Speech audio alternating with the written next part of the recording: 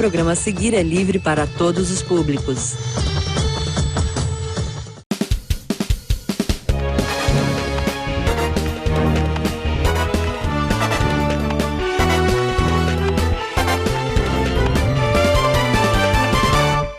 Olá, está começando mais um programa Entrevistas. E hoje nós vamos conversar com o vereador Ausônio Tales, na prestação de contas, né? Ele, enquanto vereador, durante todo esse período aqui no Legislativo. Vereador, seja bem-vindo.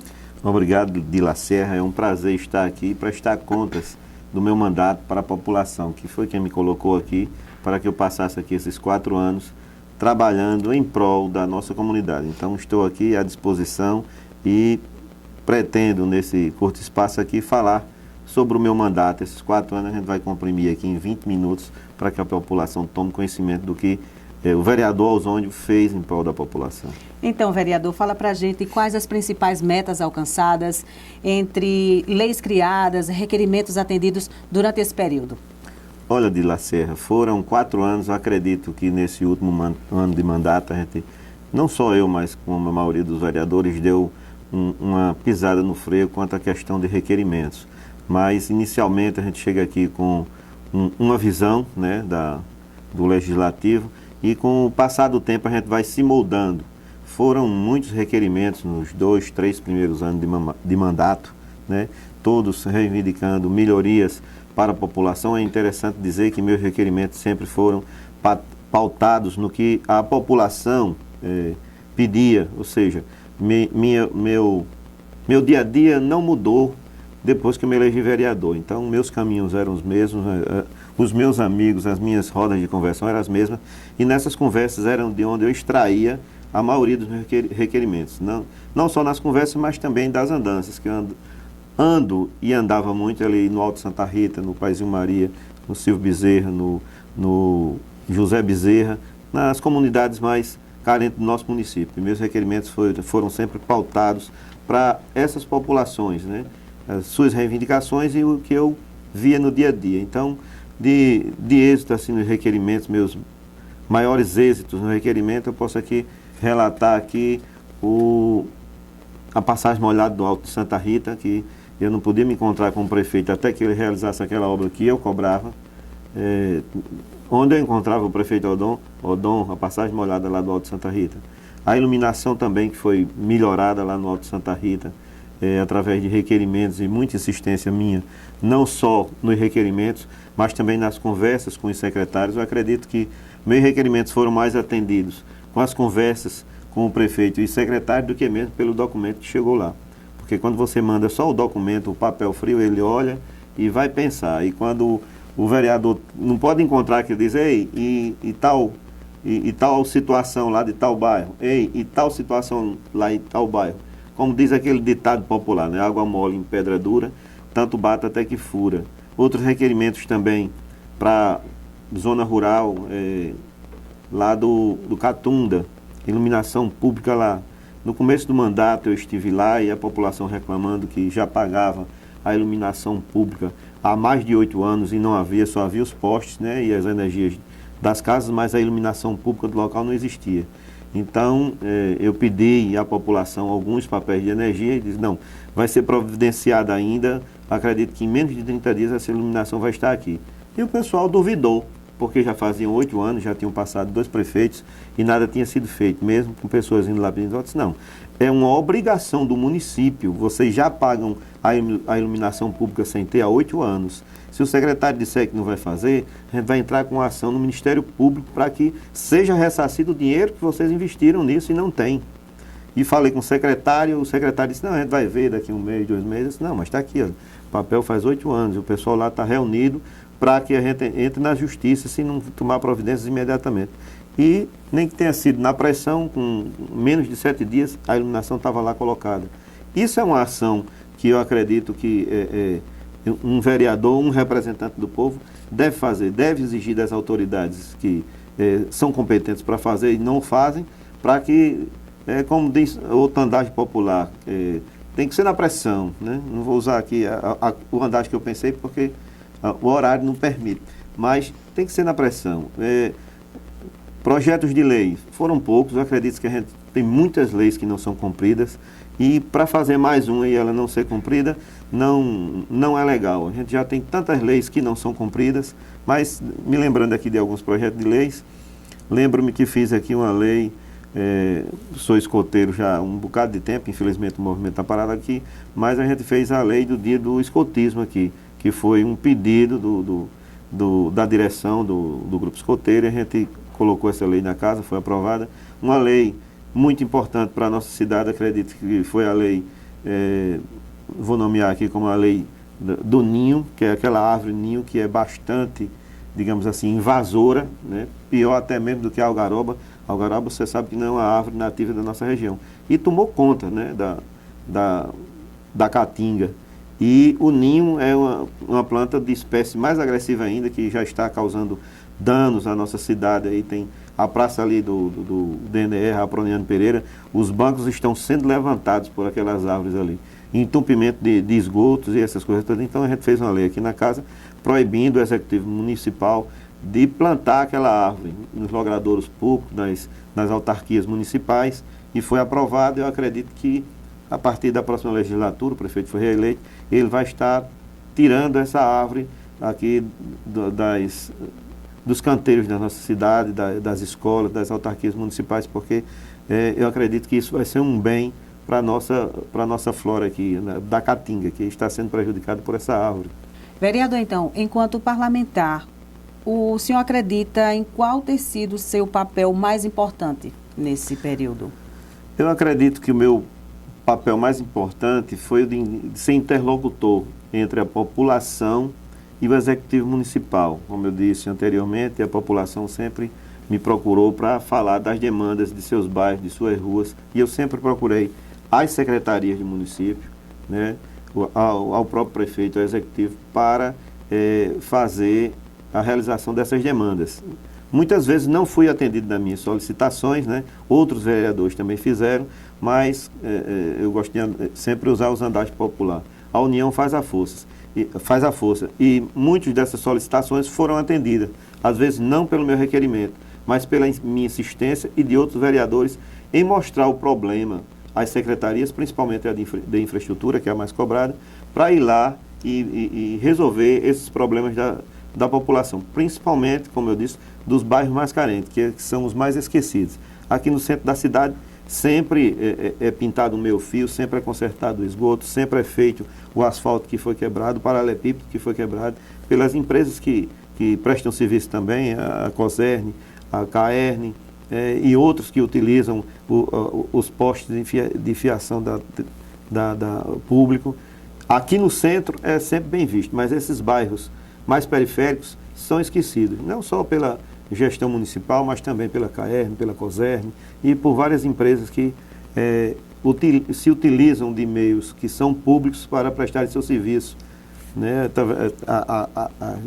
As empresas de TV a cabo e outras, né? Então, eu acredito que isso tenha sido, para mim, pode não ter sido o melhor, mas para mim, como vereador, foi o que mais me chamou a atenção, foi o que mais eu gostei, foi de fazer essa atuação para que o benefício chegue também àquela população mais carente, lá na periferia, onde não tem a escola, onde não tem a creche, onde não tem a praça, onde não tem o esgoto, onde não tem nenhuma infraestrutura. Essas são esquecidas de tudo, realmente são. E no período eleitoral, muita gente falou nisso. Eu estou falando disso aqui já há 4 anos e continuarei falando mesmo não estando nessa casa. Infelizmente, muitas pessoas se elegeram falando disso e durante os 4 anos vai esquecer, infelizmente. Vereador, com relação às articulações com os deputados estaduais, federais e senadores, o que o vereador tem conquistado nesse período? Olha, Adília Serra, isso é uma pergunta que eu tinha arriscado aqui do programa, mas voltei atrás. Pelo seguinte, eu fui eleito pela população, eu não tenho vínculo, nem tive com nenhum político de carreira, com nenhum político que esteja eleito para a minha eleição. Isso dificulta o intercâmbio com esses políticos, porque geralmente política se faz políticos de carreira. Eu não sou um político de carreira. Eu sou um policial militar, eu sou um escoteiro, eu sou um professor de karatê, eu sou um cidadão comum que vim aqui para representar o cidadão comum. Como eu não tenho um vínculo com nenhum político, né, vou começar aqui de baixo, nem com o prefeito, nem com os que foram candidatos a prefeito, nem com os deputados atuais, nem os que foram candidatos a deputados, nem com senadores, nem com governadores. Então, fica difícil esse vínculo para que a gente solicite a eles, para que eles demandem recursos para a nossa cidade. Por quê? Porque não existe o vínculo. Não existe o vínculo, se torna difícil. Não que eu não tenha pedido, não tenha requerido, mas que ser atendido é muito difícil. Infelizmente, a gente está pedindo para a população, mas como não se há um vínculo político, é difícil de ser atendido essas demandas. Mas nem por isso deixei de fazê-lo. Fiz, mas infelizmente essa demanda vai ser difícil de ser atendida pelos deputados ao qual requerei, porque não existe o vínculo. A gente sabe que sempre em campanhas políticas tem deputado apoiando os vereadores, para que daqui a 2 anos esses vereadores apoiem o deputado. E se cria um vínculo com isso. Eu, infelizmente, não tenho vínculo político nem partidário. Eu fui candidato por um partido que, infelizmente, o partido abandonou os candidatos de Currais Novos, e fazer política é difícil. Eu estou aqui falando dessa forma porque é a realidade. Eu não sou político, eu não tenho problema nenhum em falar o que é a política. Estou nela até 31 de dezembro para eu estar aqui no meu mandato, né?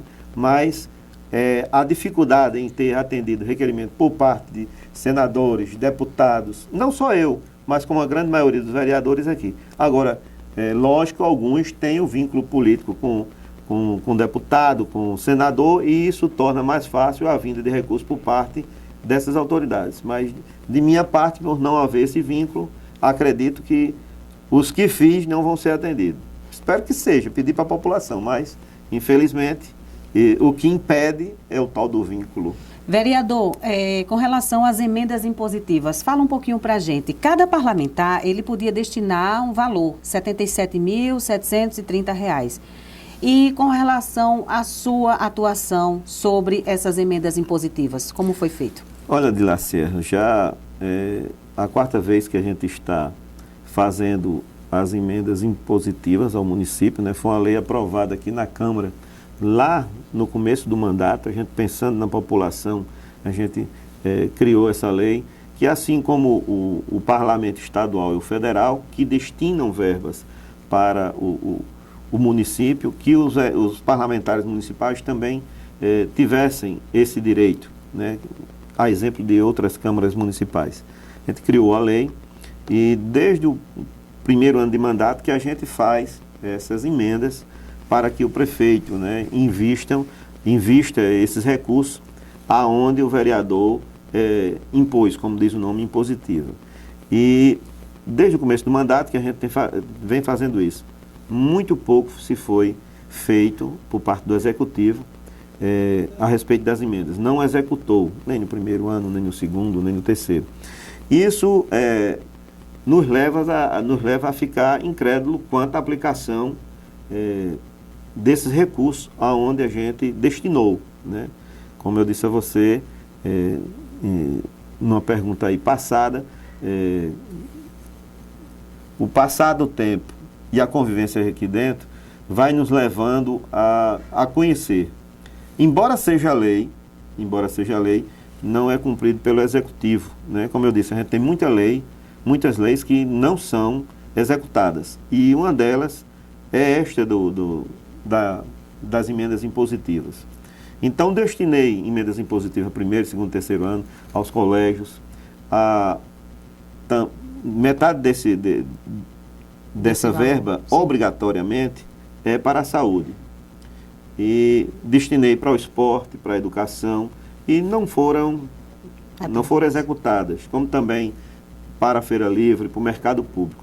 Então, este ano eu deixei à vontade para que meus colegas fizessem emendas impositivas conjuntas e colocassem o meu valor. Mas pedi para que parte desse valor fosse destinado aos banheiros da feira e para a compra de um veículo por parte da Secretaria de Saúde, para fazer o transporte pessoal que faz hemodiálise, a questão de saúde, para a compra de uma van.